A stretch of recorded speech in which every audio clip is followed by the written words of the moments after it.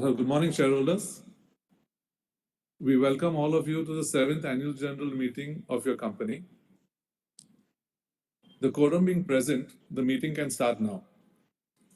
In view of the various circulars issued by the Ministry of Corporate Affairs, SEBI, and in compliance with the applicable provisions of the Companies Act 2013 and SEBI listing regulations, the 7th AGM of the company is being convened through video conferencing and other audiovisual means. I would now like to introduce the board members of your company attending this meeting. I am Kharshid Yazid Darwala, Non-Executive Chairman of the company and Chairperson of the Stakeholders Relationship Committee. We have with us Ms. Ukshana Mistry, Independent Director and Chairperson of the Audit Committee and Nomination and Remuneration Committee.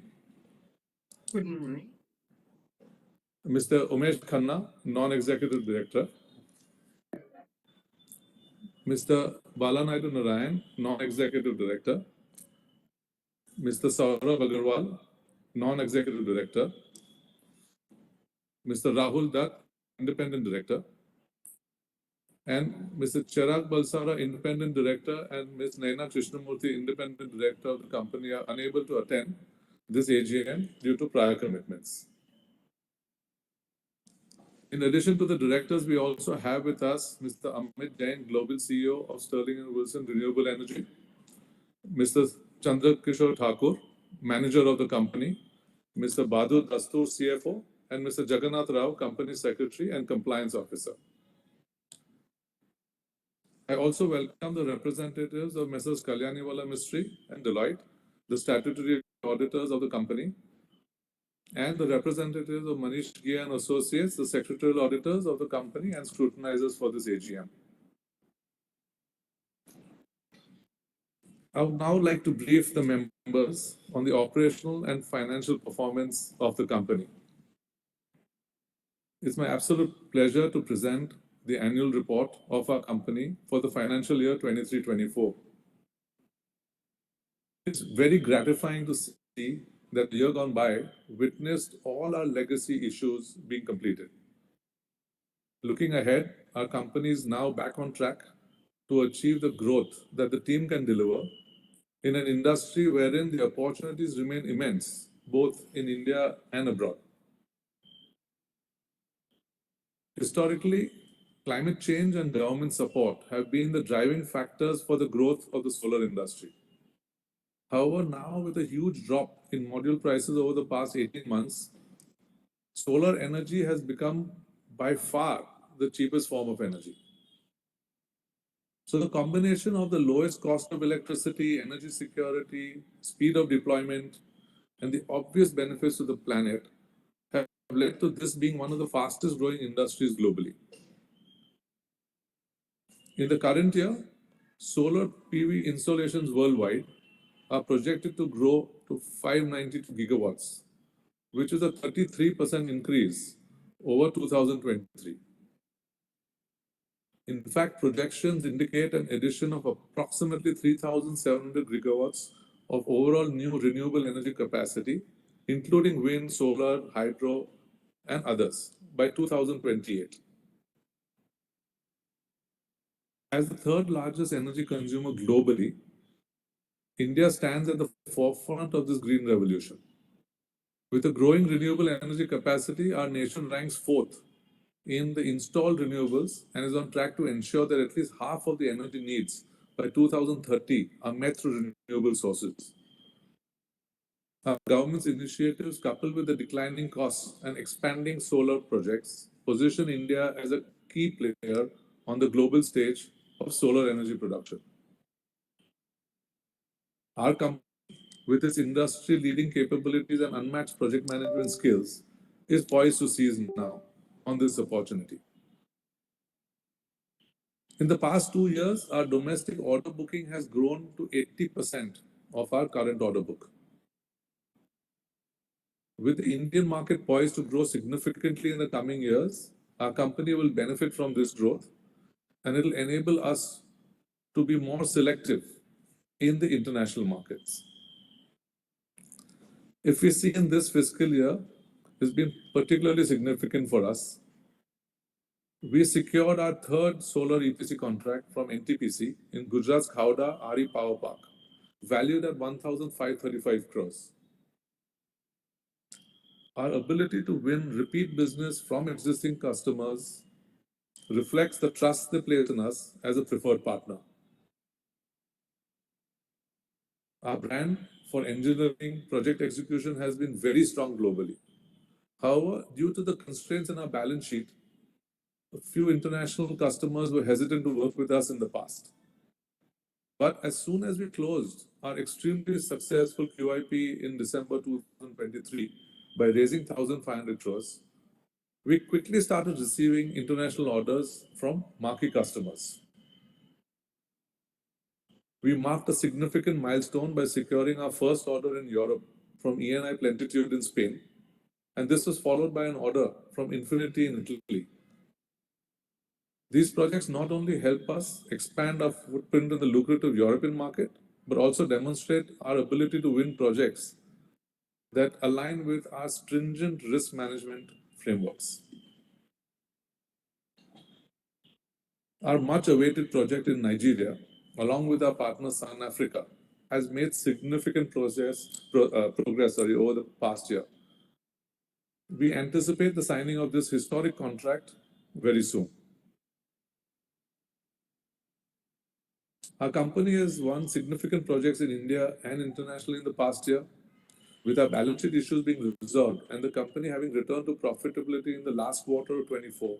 I can confidently say that the company has turned the corner and a bright future lies ahead for all of us.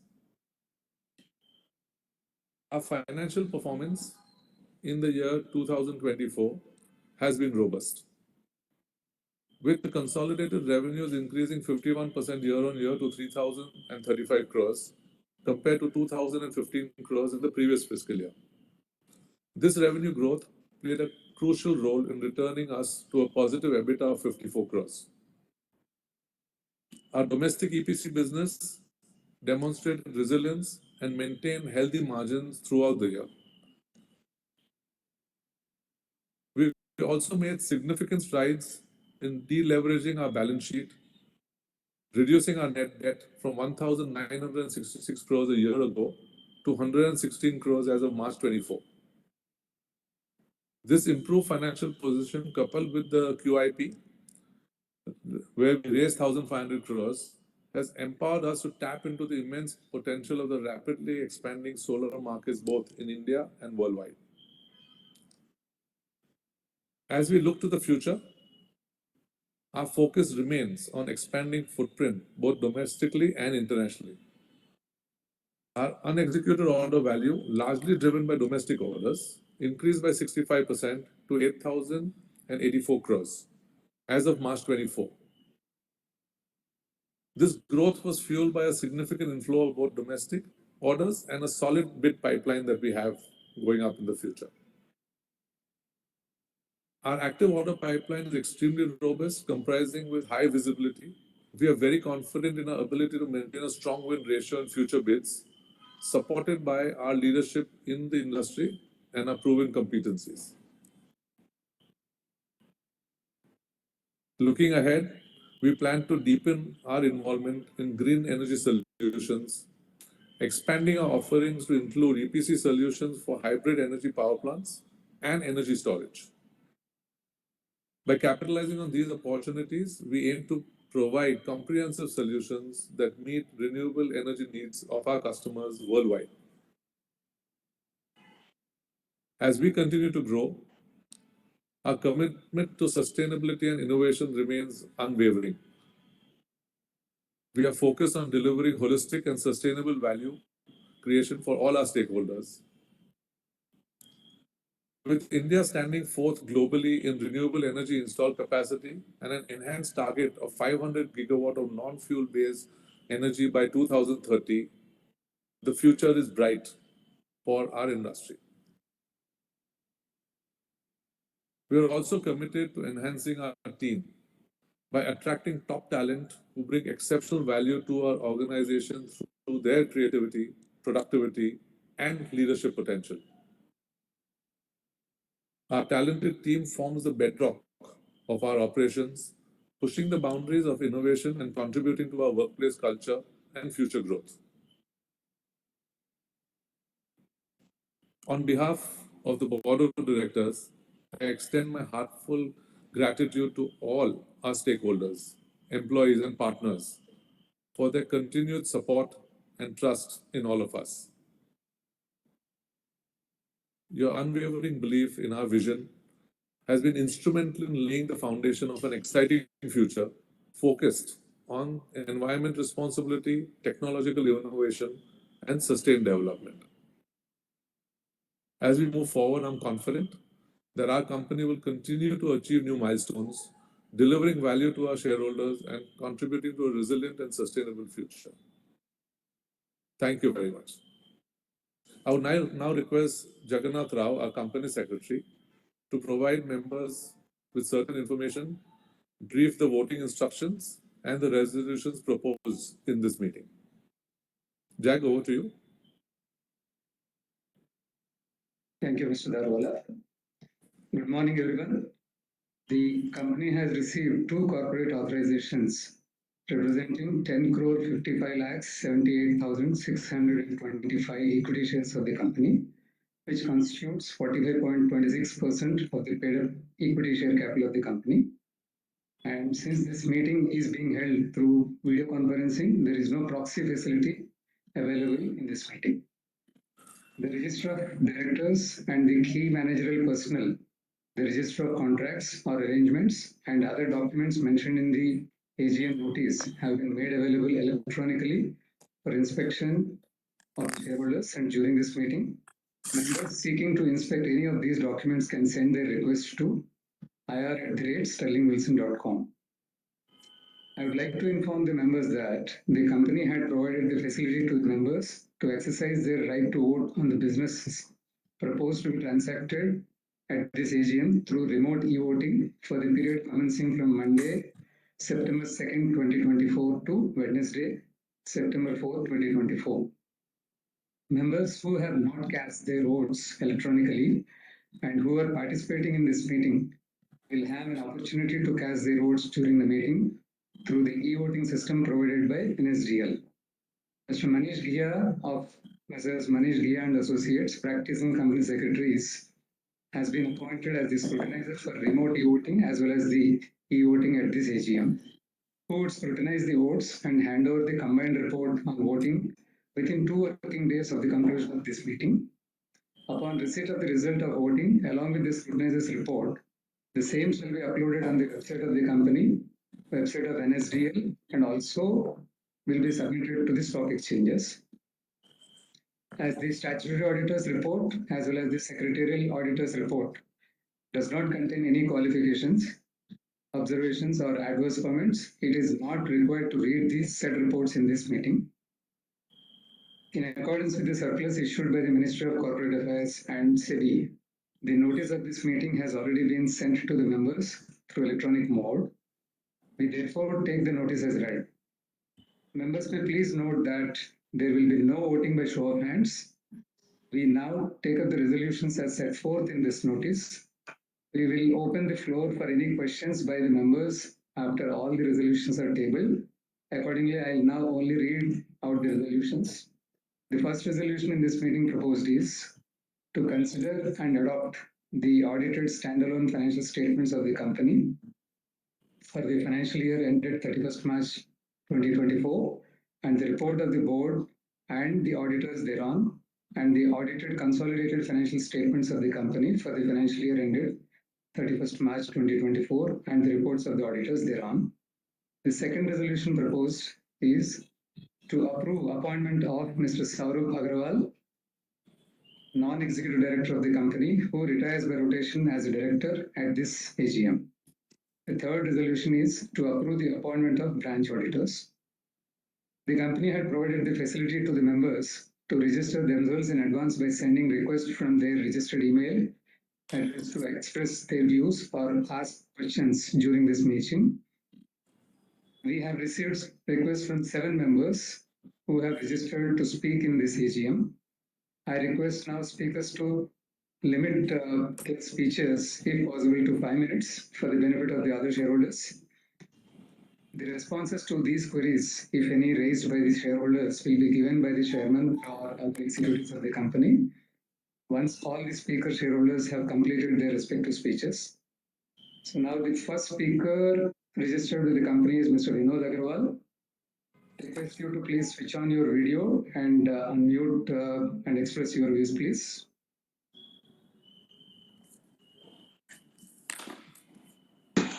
Yeah, can you hear me? Yes. Can you see me? Yeah, we can hear you, Mr. Agarwal. Yeah, sir, you explained well about the performance of the company which was there.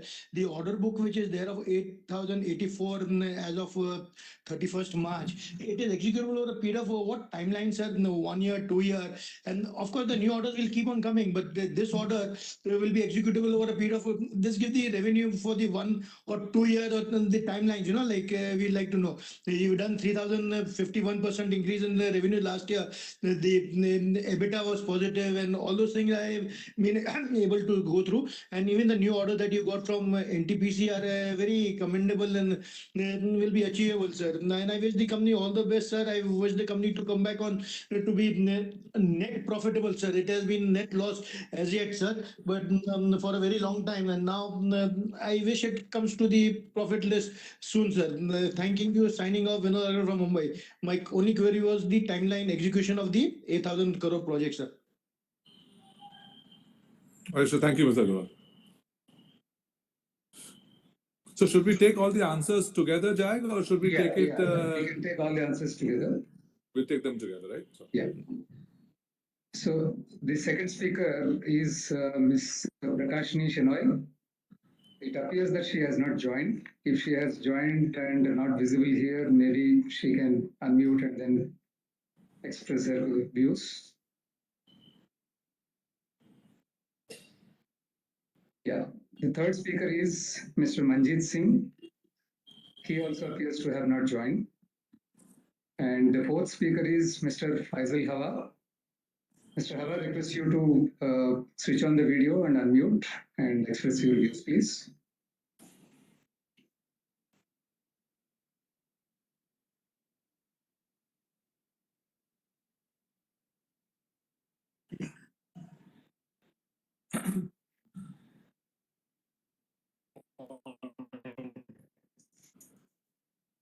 Yeah, hi, Mr. Hawa. Good morning.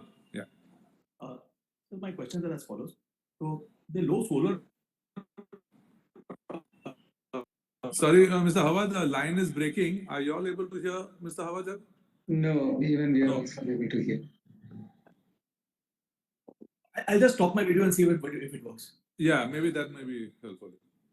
So the low solar panel prices, would it be a right statement to make that this will lead to a glut of solar farms and a lot of orders coming our way in the next 1.5 to 2 years, as this will lead to much lower capex and capital outlay? Second question is actually to Mr. Balanadu. He is in charge of procurement and improvement in procurement for Sterling Wilson. So can you just tell us of 3 improvements that have been made in the procurement policy for Sterling Wilson, as this is where we have gone wrong previously a lot. Then can you also elaborate on whether our credit ratings have now improved, and will we now be able to issue BGs very easily so that our execution can improve in this year itself? Even in the last AGM, so you gave us some kind of briefing on how the green hydrogen also is a big differentiator for solar farms and solar projects also. Are we seeing any kind of orders coming our way to facilitate green hydrogen manufacturing also? And what is the strength of our staff at Khavda? And do we still want to augment it? And how are the hiring for this year and for the coming year also? And what is the basic content of the Reliance credit we have got? Sorry, Mr. Howard, the last question, the last two questions I was sort of able to grasp. The last question I've not, so last I've heard the staff strength. After that, I've not been able to get your last What question. is our staff strength at Khavda presently? And Right. how many more are we going to hire there? What are our chances of gaining more projects there? Because that is now emerging as the hub of solar farms. What is the billing value of the Reliance pilot project that we have got? Also, will we be also now employing a double phase solar panels? Are any of our clients actually mandating that? And is Reliance orders also going to be with double phased solar panels? Then again, about the Nigeria order, this order itself has taken us around one and a quarter years to actually go to and fro with negotiations, etc. Do you not feel that it will be a very tough order to execute? Because if the order itself it takes 1 year to actually decide, this could emerge as a very difficult one to execute on ground. Then can you tell us the KRAs and how the remuneration of the CFO and the CEO are connected to sales performance and execution and profitability of the company? Who are our bankers? What are the blended interest rates that we are now getting? And would it be a right statement to make that we can now issue uh, almost unlimited amount of BGs with the new equity infusion also? Also, there is a continuous pledging and selling by the promoter, and these are also not clarified in the con calls because our management is a professional management, and they say that this is for the promoter to answer. So, can you once and for all clarify as to what is the game plan of the promoters? Because now with 3 promoters being in this company, that itself is a little unusual. And would it be a right statement to make that our order book at least will treble from year on to say around 35,000 crores 2 financial years hence?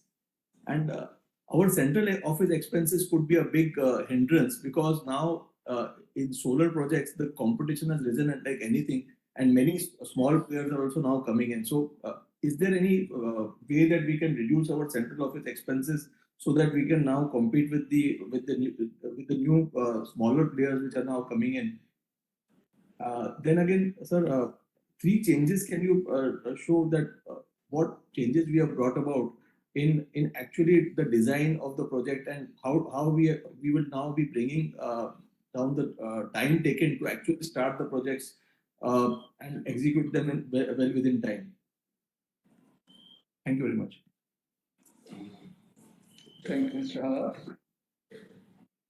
The next speaker registered with the company is Mr. Sujan Modak. Looks like he also has not logged in. The next speaker is Mr. Vinay Bhide. Mr. Bhide, can you please switch on the video and then express your views?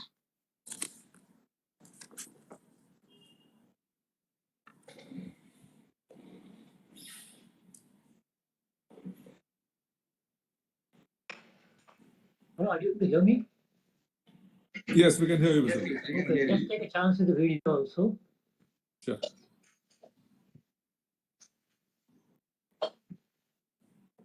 Fine, I think I'll start. Mr. Khurshid Daruwala, other distinguished directors present at today's AGM, company executives, fellow shareholders. My name is Vinay Bhide, and I'm extremely glad to be back, this year again at our AGM. I have gone through the annual report, sir, as well as, the details that we have given at the outset of this, AGM.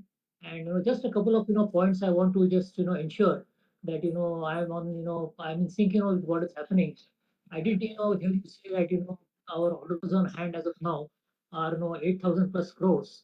So could you please tell us as to what was the scenario of the order book at the same point last year, and what is the the broad changes that you see in the canvas of our line of business this year as compared to last year, in terms of the let us say the breakup of the order book geography wise, let us say the extent of competition, and the margins that we can see in the current year as compared to what we did it at the end of 2024, And just one final point, if you can permit me, could you please, give us, the details of, the capex spend on information technology and digital in the concurrent financial year, and what is our outlay, for the running financial year? If you don't have any immediate details, I'll be most glad, to have Mr. Jagannathan Rao, send it, through email later on. Otherwise, I think, most of, the details you already explained in the report. You also mentioned in the outset of the meeting. I can only say that I've supported all the resolutions, and, I wish the directors and the employees all the best. Thank you for giving me the opportunity to speak. Thank you, Mr. Thank you, Bedi. Mr. Bedi. Thanks. So the last speaker registered with the company for this AGM is Mr. Aspi Bisania. Mr. Bisania, could you please switch on the video and then express your views?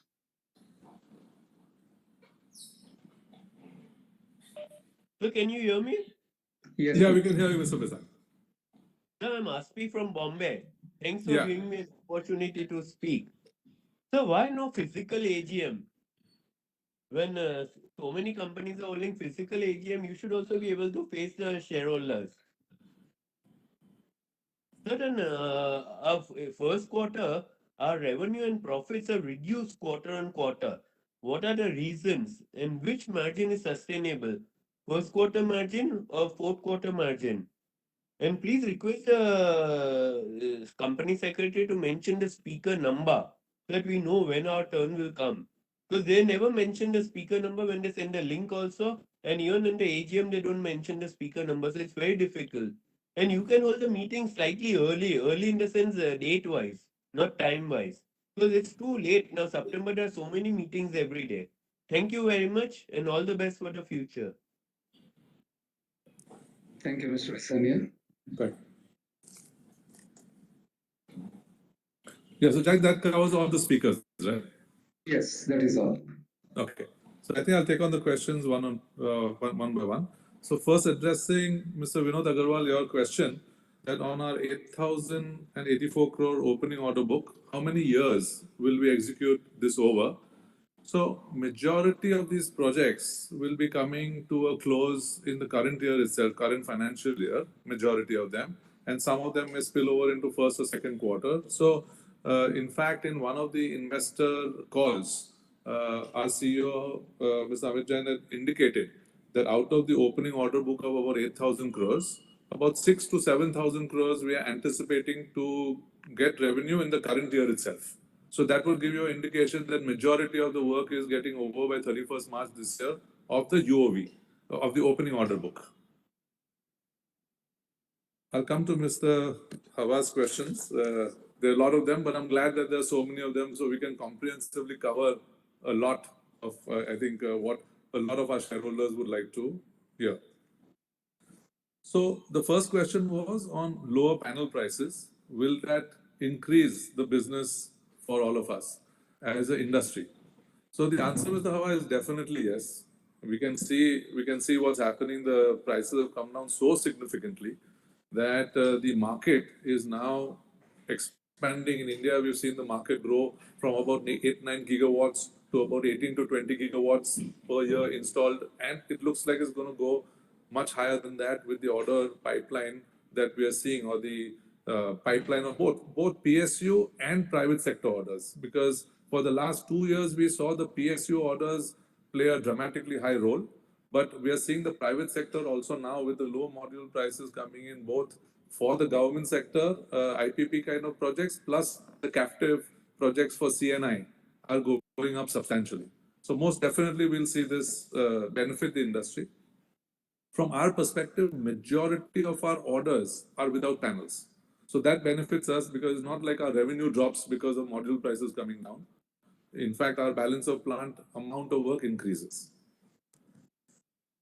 I think the second question was addressed to Mr. Balanaidu for, I think, 3 improvements that we've done. Maybe I'll just add one line before Mr. Naidu also may add from his side. But in general, if you see, you've seen our success in Khavda. And I would say one of the reasons for succeeding in Khavda was that the team from Reliance and Sterling had been working very, very closely, both on the engineering front and on the procurement front, for Reliance's projects to come up in the Khavda area. And the area is a very typical area, right? It's very salty, the lands are difficult, the conditions are very difficult. So because both the teams had worked so closely together on the engineering and costing side, that we had a competitive advantage, and we believe we still have a competitive advantage in that geography. And it was a lot more than three things that were done, which benefited us in winning such large orders in the market. I don't know whether you want to add anything to that, Mr. Baladev. Sorry, I can't hear you.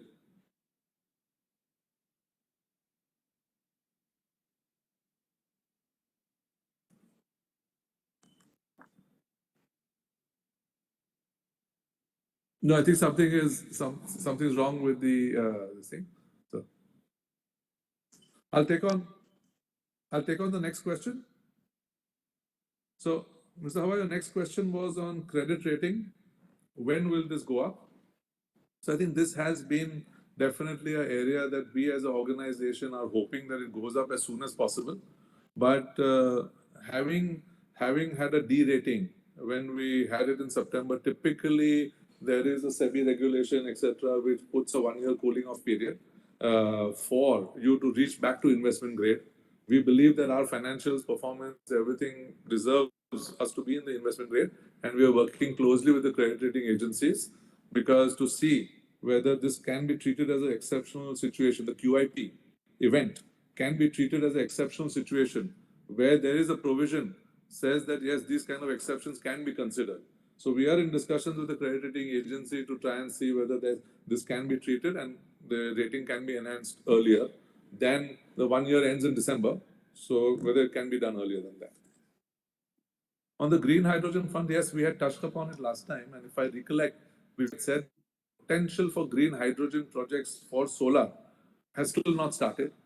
And currently also, we are saying that current order book is not got green hydrogen, solar projects for green hydrogen as a part. But the potential is there, and soon we should be seeing the country come up with quite a few green hydrogen projects, which will then enhance the solar business by itself. On the staff strength, and see, we fortunately for us, if you've seen as an organization, and it'll cover one more topic that you had asked on the overhead. You had asked our overhead staff, which are non-project, direct project related.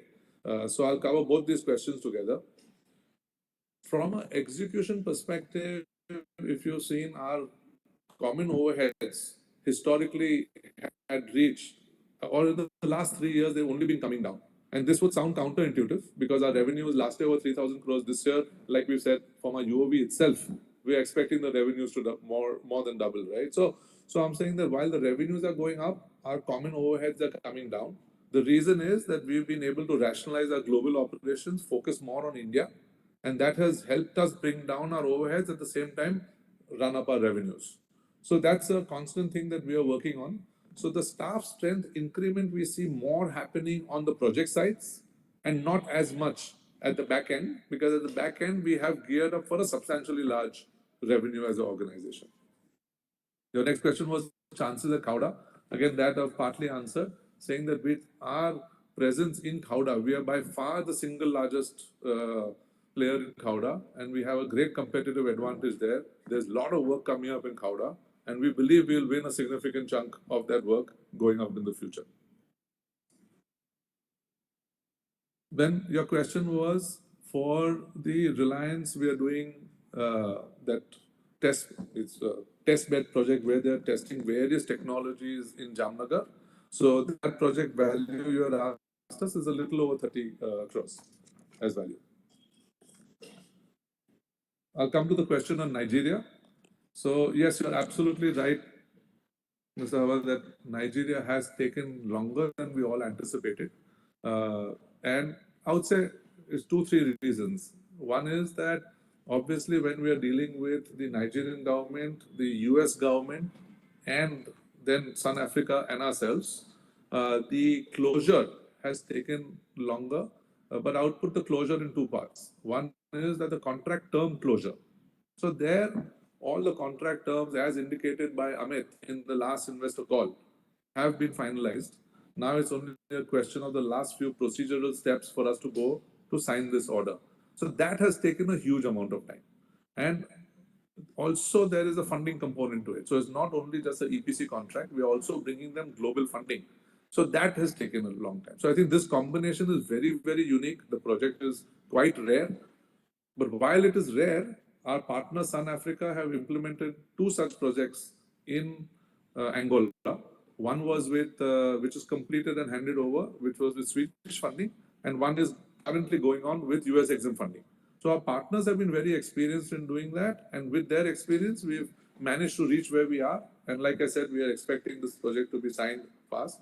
I think once it's signed, we've always indicated that it will take 6 to 9 months to get financial closure to start the project on ground, and that's what we are expecting over.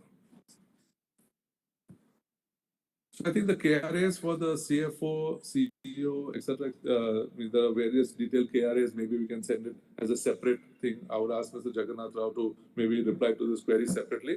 And then there's a whole ESOP policy for our whole team, which includes the CEO and the CFO of the organization. Bankers and interest rates. So two things. One is that, yes, because we are still not investment grade, our interest rates are still a little on the higher side. But fortunately, our loans are right now on the lower side. So ideally, once we move into the investment grade, then our borrowing costs will come down. You mentioned, I hope that this would have ever been possible, that will BGs be infinite because of our QIP, etc. So no, that's not how it will be, Mr. Awa. The BGs are always, the non-funded limits in this business are very large. They are one of the constraints for all EPCs in this business, because you need BG limits, you need LC limits, and they are pretty substantial in this business. I think as of right now, that has been a challenge for us because of the non-investment grade, but still, fortunately, because of the company's performance and the QIP and the promoters, I think we are still, even though we're not in investment grade, we are getting excellent backing from the banks. But that will definitely go up much better once we hit investment grade, and that's something that we are looking forward to in the near future. Pledging by the promoters that yes, Shapoorji Pallonji and myself have been having a significant portion of our shares pledged, but this has been over the last 3-4 years. I think Shapoorji's entire shareholding has been pledged right from the beginning and continues to be pledged. And a significant portion of my shareholding also has been pledged from the beginning and continues to be pledged.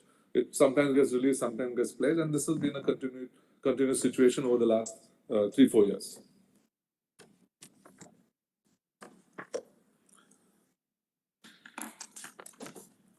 There are 3 more questions from your side.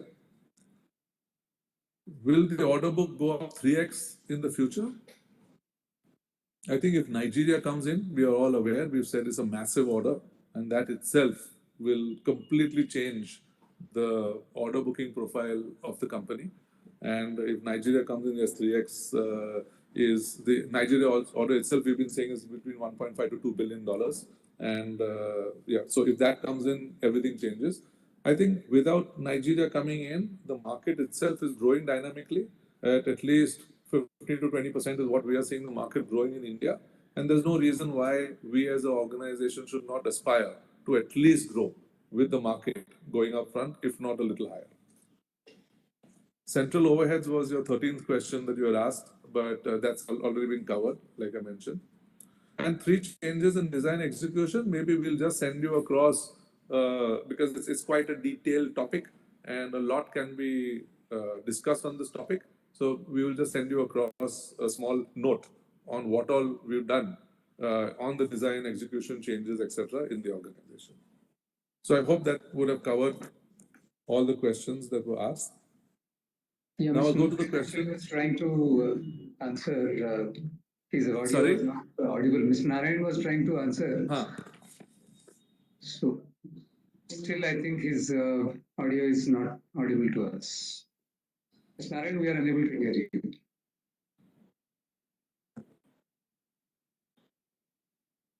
No, we're not able to hear Mr. Narayan.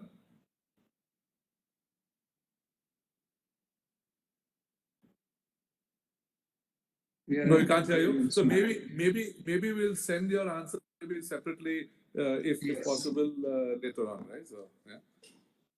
So now coming to the questions that were asked by Mr. Bide. So same thing that was asked on the opening order book of 8,000 odd crores. See what a significant change that has happened to our organization in a positive way is in the last 2 to 3 years, we've seen the domestic business grow substantially. So there was a time where the domestic business was very low double digits in our order booking, and majority of our orders was US, Australia, South America, pre-COVID or and during COVID, where we lost a huge amount of money. But fortunately, in India, over the last 10, 15 years, we've generally made money in most of our projects, and on average, we've always made money. So India has been a strong market for us, both on execution, profitability, cash flow, historically. And now a majority of our orders are from India, and a significant majority of our orders are from India, both in our opening order book and even in our forecasted orders that we are talking for India. Majority will be total order book we are talking for the company. Majority will be from India. So that bodes very, very well for the organization, that in a geography where we are very comfortable, we are one of the market leaders, that geography is growing well, and that clearly shows in our order booking. CapEx on digital infrastructure, we will come back to you separately. We'll maybe send a note on what we are doing. Typically, we are not a CapEx heavy company at all, but digital infrastructure is something that we do like spending on to improve efficiencies, etc. So that's something that we will send you across on a note. And now coming to Mr. Bisania's questions. So why no physical AGMs? I think this will happen sometime in the near future. As a board, we'll all have a discussion on when we feel is the appropriate time to do this. Most companies have still been following the online, but as we are seeing going forward, the trajectory going back to physical will be a healthy practice. So we'll definitely have a look at that. You had mentioned the Q1 revenue and profit has gone down. I guess you're referring to the last financial year and not the Q1 of this year, because this year Q1 would have gone up, and it's been again a profitable Q1 compared to our history. On the Q1 revenue and profit, if it is pertaining to last year, Bahadur, if you're on call, would you be able to answer that question?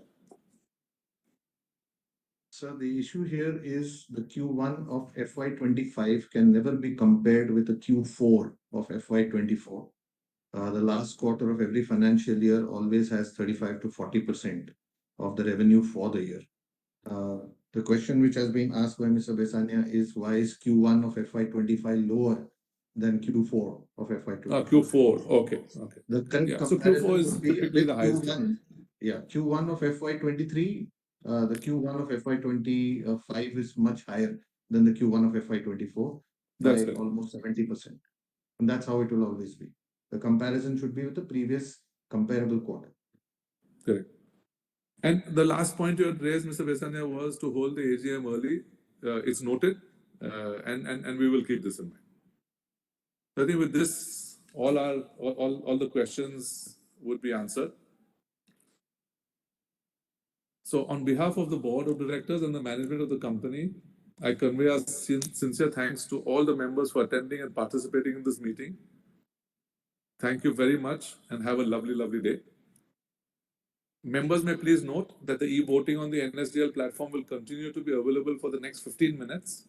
I authorize the company secretary to receive the combined voting results and report from the scrutiner and submit the same to the stock exchange. With this, I declare that the meeting is concluded. Thank you very much.